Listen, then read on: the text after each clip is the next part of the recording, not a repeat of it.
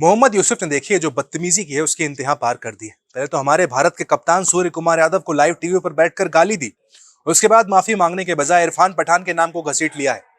Social media पर post करते हैं मोहम्मद यूसुफ, लिखते हैं कि मैं किसी का अनादर नहीं करना चाहता था, लेकिन उनका कहना है कि इंडियन मीडिया तब कहां था जब इरफान पठान ने कहा था शाहिद अफरीदी कुत्ते की तरह भौंक रहा है।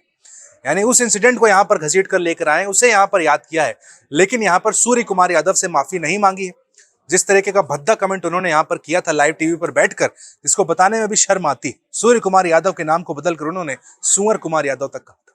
उसके बाद देखिए सारे हिंदुस्तानियों को गुस्सा मोहम्मद यूसुफ पर फूटा है, जिसके चलते सोशल मीडिया पर सफाई देने तो आए, लेकिन उम्मीद थी माफी मांगेंगे, लेकिन देखिए साहब माफी नहीं मांगी है। रस्सी जल गई लेकिन अकड़ अभी भी कम वहां पर नहीं हुई है। उन्होंने जिस वाक्य का जिक्र किया है वो भी आपको बताते हैं। पहले तो आप ये देखिए मोहम्मद यूसुफ ने लिखा क्या।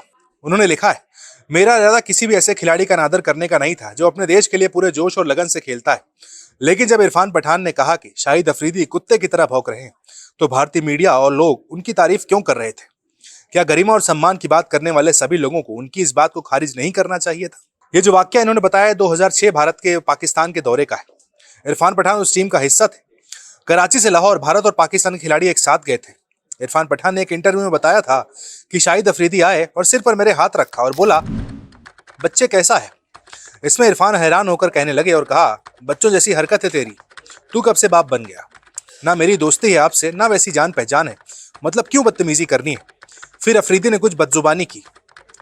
इसके बाद इरफान पठान ने अपने पास बैठे पाकिस्तान के ऑलराउंडर अब्दुल रज्जाक से पूछा था कि यहाँ पर कौन सा गोश्त मिलता है। रज्जाक ने कुछ नाम बताए थे। इरफान ने कहा था, मैंने रज्जाक से पूछा कि कुत्ते का गोश्त मिलता है क्या? उन्होंने कहा, इरफान तुम ऐसा क्यों बोल रहे हो? इस पर मैंने कहा था अफरीदी को दिखाते हुए, उसने खाया है तभी कब से भौंके जा रहा है। देखिए इरफान पठान और शाहिद अफरीदी के बीच का जो बैंटर है काफी वक्त से चलता हुआ नजर आता है। देखिए सबसे ज्यादा बार आउट करने वाले जो गेंदबाज है उसमें इरफान पठान का नाम आता है। कई बार उन्होंने कई मर्तबा कई मुकाबलों में बार बार शाहिद अफरीदी को आउट किया, जिसके चलते शाहिद अफरीदी काफी ज्यादा इरफान पठान का नाम आते ही झल्लाते हैं। उस वाक्य को यहाँ पर घसीट कर लाया है। ये नहीं कि भाई मैं सामने से आकर सॉरी बोलूं, मैंने हिंदुस्तान के कप्तान के लिए गलत शब्द यूज किए हैं, ये नहीं, वो 2006 के उस वाक्य को याद करते हैं। देखिए इरफान पठान किस तरीके के कैरेक्टर है हर कोई जानता है भाई।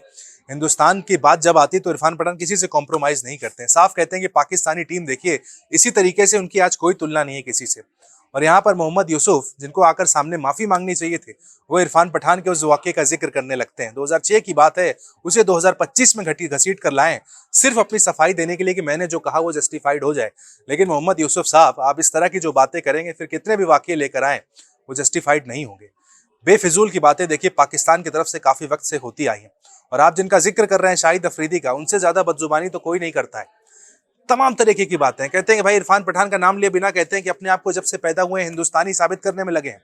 क्या कहना चाहते हैं भाई शाहिद अफरीदी?